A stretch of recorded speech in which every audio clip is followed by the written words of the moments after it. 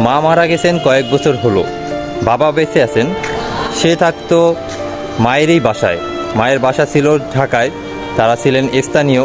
পৈতৃক সম্পত্তি হিসাবে মায়ের যে জায়গাটুকু ছিল বা বাড়িটা ছিল, সেইখানেই থাকতেন সন্তান।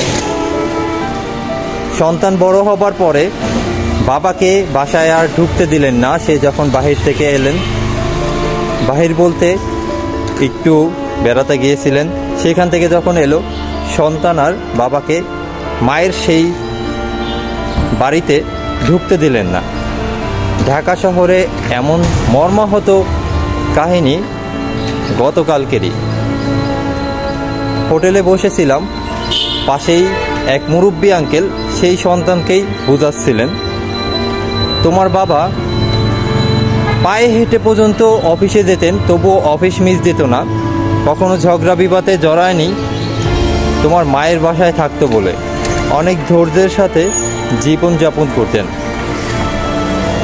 অনেক ধৈর্য ধরে তার এই সম্পত্তি টিকিয়ে রেখেছেন এবং তাদেরকে বড় করেছেন। এখন তুমি বড় হয়েছো, বড় হওয়ার পর বাবাকে এইভাবে বের করে দিলে তোমার কি মৃত্যুর ভয় নাই?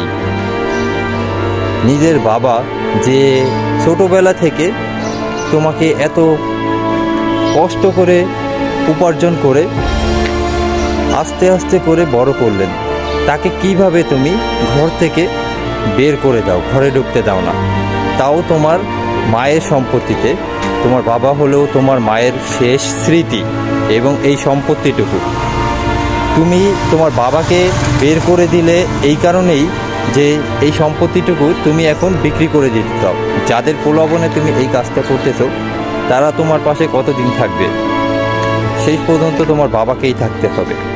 আরেকটি স্ট্যাটাসে বা ভিডিওতে গতকালকে দেখলাম, ছোট একটা সন্তানকে তার বাবা যে কোনো কারণে মারধর করেছে। তারপরে সন্তান ঘুমাবার পরে বাবা এসে সন্তানের গায়ে হাত বুলাচ্ছে এবং কান্না করতেছে, বলতেছে, বাবা তোমাকে আর কখনোই মারবো না। তাহলে এখান থেকেই বোঝা গেল যে বাবা তার সন্তানকে কতটা ভালোবাসে।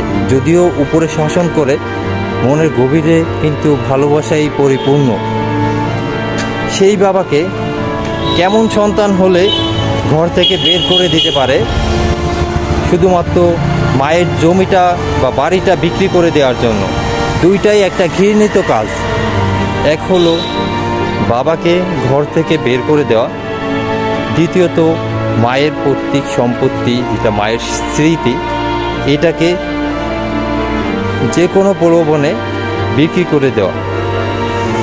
আপনারা জানাতে ভুলবেন না যে এই সন্তানকে আসলে কি করা উচিত। আর অবশ্যই নিজের সন্তানের প্রতি কেয়ার নেবেন, কারণ সন্তান জন্ম দিলেই হয় না, এমন সন্তান যেন কারো ঘরে না হয়। সন্তানকে সুশিক্ষা দিন, গরিবের পাশে ঘোরানোর চেষ্টা করুন, তাদের দুঃখ বোঝানোর চেষ্টা করুন। সন্তান দুঃখ না বুঝলে, আপনার দুঃখ না বুঝলে কখনোই ভালো হওয়ার বা তার কাছ থেকে ভবিষ্যতে ভালো কোনো কিছু আশা করা সম্ভব না। ধন্যবাদ সবাইকে। আসসালামু আলাইকুম।